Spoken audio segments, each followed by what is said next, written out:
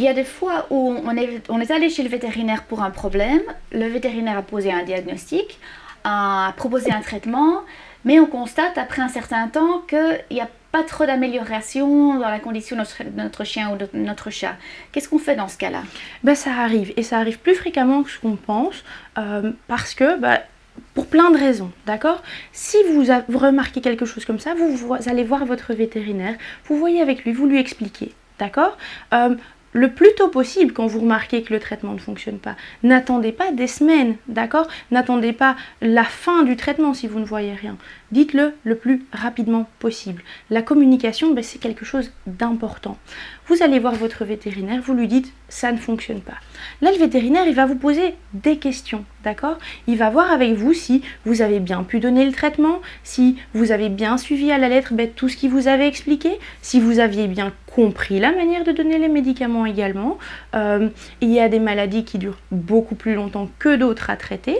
D'accord? Ça dépend vraiment de la cause, ça dépend si c'est une maladie chronique par exemple, si c'est une maladie traitable aussi, parce que parfois on donne des médicaments pour soutenir l'animal et non pas pour le rendre beaucoup mieux, mais pour l'aider, d'accord, pour traiter les symptômes, même pas la cause. Ça dépend vraiment de beaucoup de choses. N'hésitez pas à voir votre vétérinaire et en discuter avec lui. Tout à fait. Et parfois, parfois on n'est pas trop à l'aise de le dire, mais c'est vrai qu'on n'a peut-être pas pu donner le médicament en comprimé par exemple, parce que le chien ou le chat n'aime pas, ou bien on aura oublié.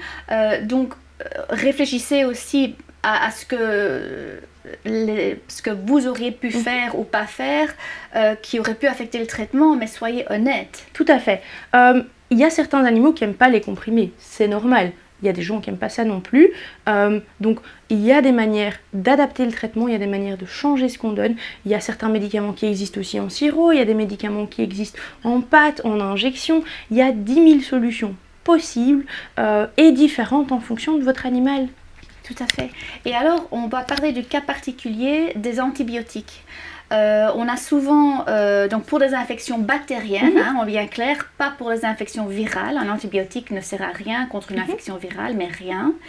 Et s'il n'y a pas de signe d'infection, on ne va pas donner d'antibiotiques de manière préventive. Mais si on a une prescription d'antibiotiques et qu'on voit, tiens, c'est une prescription qu'on doit donner pendant 2 semaines, mais après 4-5 jours, on voit que l'animal se sent déjà beaucoup mieux. Est-ce qu'on arrête les antibiotiques à ce moment-là? Alors vous n'arrêtez jamais un traitement mis en place par votre vétérinaire sans lui en parler. Même si votre animal peut par exemple montrer des vomissements et ainsi de suite, appelez votre vétérinaire avant d'arrêter le traitement. Pour la simple et bonne raison, par exemple les antibiotiques, comme vous en parliez Virginie, eh bien les antibiotiques c'est quelque chose d'important. Même si on voit une amélioration très rapide avec les antibiotiques, votre vétérinaire ne vous prescrit pas de longues cures pour vous embêter, d'accord? Il prescrit des longues cures parce que c'est nécessaire. Un traitement antibiotique, ça sert à faire partir des bactéries, d'accord? Qui causent une infection. On a l'impression parfois que la majorité des bactéries sont parties quand l'animal va mieux, mais pas toujours. Parfois, il y a des bactéries qui prennent un peu plus de temps à partir et même si elles ne se manifestent plus, elles sont encore là. Si on arrête le traitement, ces bactéries-là, elles vont se dire « Oh, ok, ce traitement ne m'a rien fait, je vais devenir résistante et je vais devenir une sorte de super bactérie. » D'accord? Et quand je deviens une super bactérie, les antibiotiques peuvent moins bien m'atteindre. Je deviens une bactérie multirésistante à d'autres antibiotiques. Et imaginons que par la suite, votre animal refasse le même type d'infection ou même que vous attrapez l'infection de votre animal parce qu'il y a des cas... bactéries peut passer. Oui, exactement. Vous pouvez attraper... à cause d'un manque d'hygiène ou d'autres problèmes, d'accord? Il y a certaines bactéries qui se transmettent à l'humain ou de l'humain à votre animal. Et si vous attrapez cette bactérie multirésistante, eh bien, les traitements par la suite vont être beaucoup plus difficiles pour la simple et bonne raison que tous les médicaments ne fonctionneront pas contre ça. Et parfois, c'est très difficile. On le voit beaucoup en médecine humaine, mais on le voit aussi de plus en plus en médecine vétérinaire.